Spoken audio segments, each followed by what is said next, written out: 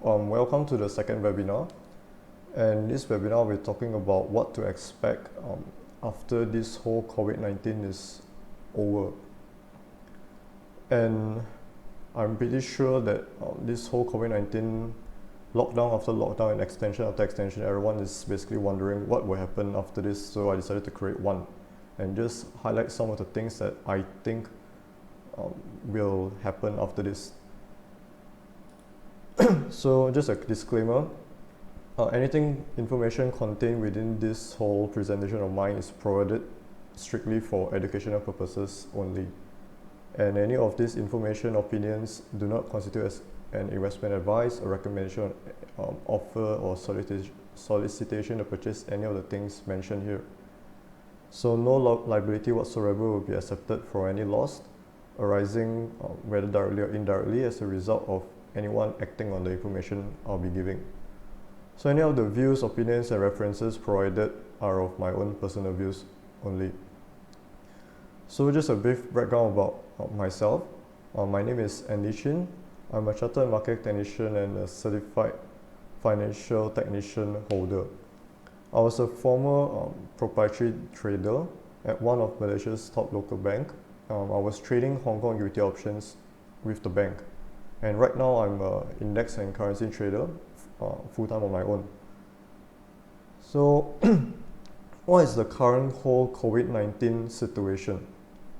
Currently we have 2.7 million cases confirmed already globally. Yesterday it was 2.6 and today it spiked up another 100,000. And we are now at 191,000 total deaths globally, spiked up 6,000 today globally.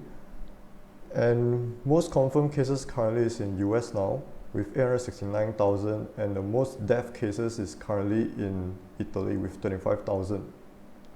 So you can see that the numbers are basically increasing on a daily basis, and all of this data is actually sourced from Johns Hopkins University coronavirus tracking page. So if you want to go have a look, you can actually go and Google search Johns Hopkins coronavirus and there will be a link popped up. So with this whole COVID-19 situation, what have governments been doing worldwide, whether you're from Malaysia or you're from Singapore or US or any country for the matter? So every single government in the world is currently having this aggressive fiscal policy measures. Fiscal policy is the policy that basically what government does. So there are normally two types, and it's either they are passive or they are very aggressive. And currently now every single government in the world is on a very, very aggressive fiscal policy.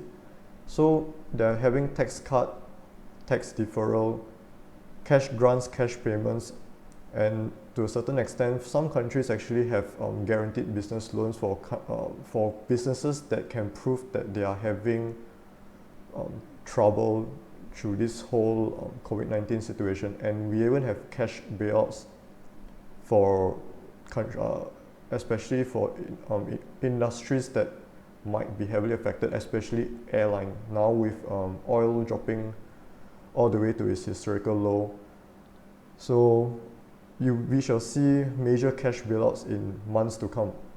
So basically governments around the world have been doing roughly the same thing. It's just to what extent is each government doing. So like US, they even announced like a 2 trillion fiscal policy measure where they take out 2 trillion of US dollar to kind of help out the whole country manage through this time. But majority of the payments are made to cash grants, rather than their whole policy measure on tax cut or businesses or even cash bailout. Most of it are now heavily on cash payments to all the citizens and unemployed people, basically. And on a normal recession basis, like what we saw in 2008, 2009, during that era, normally governments do not have these so-called cash payments. They do have cash payments to unemployed, but not to this extent. So this is one thing that government has taken a step further by giving out massive cash payments to everyone around unemployed and employed as well. So governments has been heavily on these cash payments, whereas other than that, the other fiscal policy measures that they've been taking are quite the norm.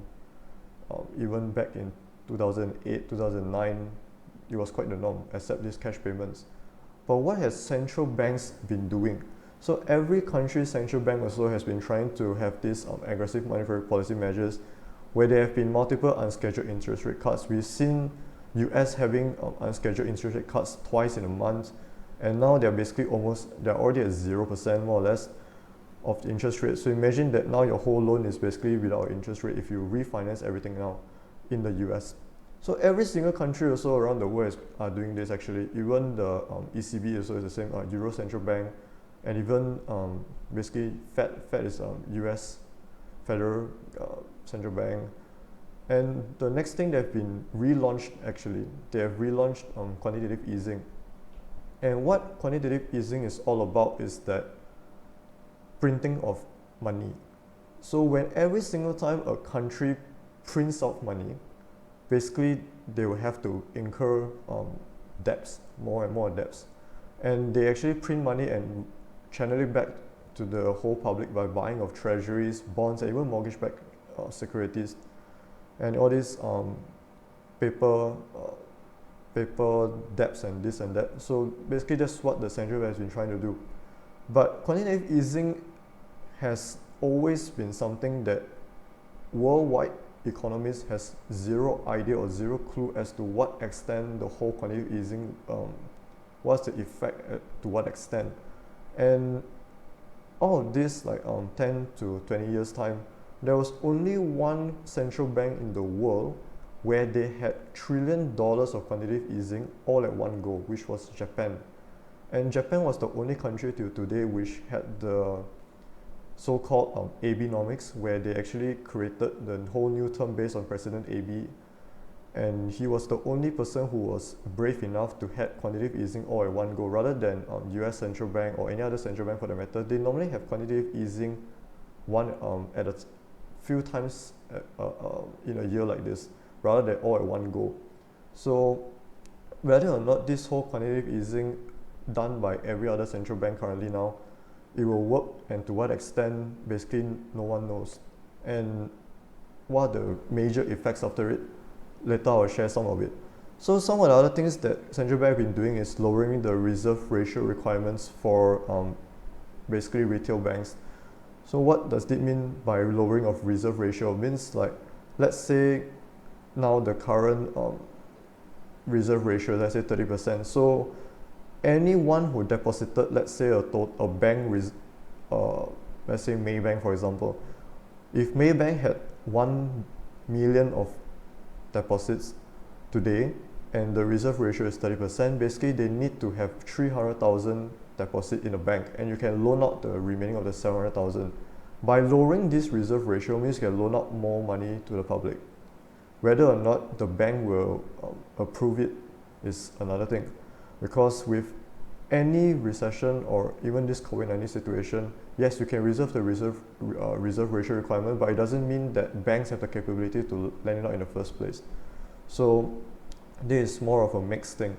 But the whole point of central bank is the thing that they're doing now is the quantitative easing, which you can see it has greatly affected the whole market now at the moment.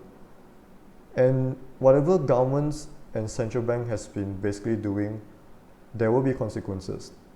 It may not be that instant, but once COVID-19 is over, we will have to face it. And what are the consequences that I personally think that we will have to face eventually?